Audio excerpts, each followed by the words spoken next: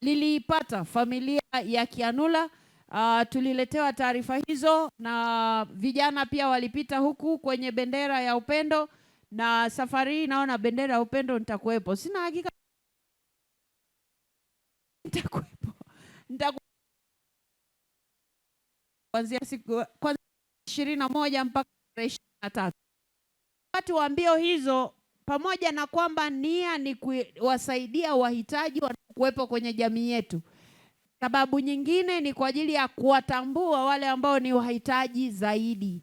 Kwa hivyo nisingependa kurejea maneno aliyoyasema mratibu wa Tulia Trust kwenye kata hii ya Igawilo, lakini yale aliyoyaeleza nimeyasikia na nimeyaelewa, kwamba pamoja na kwamba leo kuja na mchango kwa ajili ya kusaidia ili nyumba ikarabatiwe, sasa yule mama na familia yake warejee kwenye nyumba hii ambayo ilikuwa imeungua, basi nimeambiwa hapa kwamba yule mama anafanya kazi ya mama ntilie. Basi baadaye nitamuuliza, maana mimi huwa nauliza kwanza maswali ili ndio hela itoke jamani.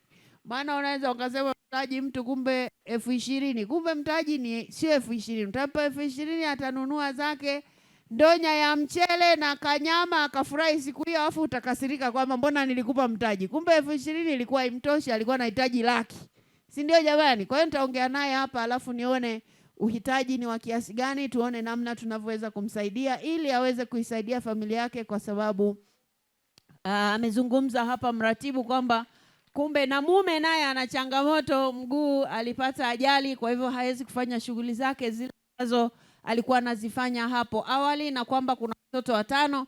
Sasa sijapata taarifa za wale watoto kama wako shule ya msingi ama sekondari, lakini tutajitahidi kwa kadri tuwezavyo kuwasaidia hawa watoto kwa wale walioko shuleni. Mpango wetu ule wa kuwapa watoto wa shule nguo za shule, lakini na madaftari wale wanaotoka kaya zisizojiweza, basi watoto hawa pia tutawaweka kwenye mpango huo wa kupewa nguo za shule na kupewa madaftari mwezi ujao, ili wanapoenda shule mambo yawe mazuri. Sasa pamoja na kusema hayo, leo tumekuja mchango ambao tulikuwa tumeombwa ili nyumba hii iwe kukarabatiwa, kwa maana ya tumeleta mabati. Tuliambiwa hapa na inahitajika na fedha ya ufundi, tutatoa na hiyo fedha pia ili huyu mama aweze kurejea hapo, yeye na mumewe na watoto wake.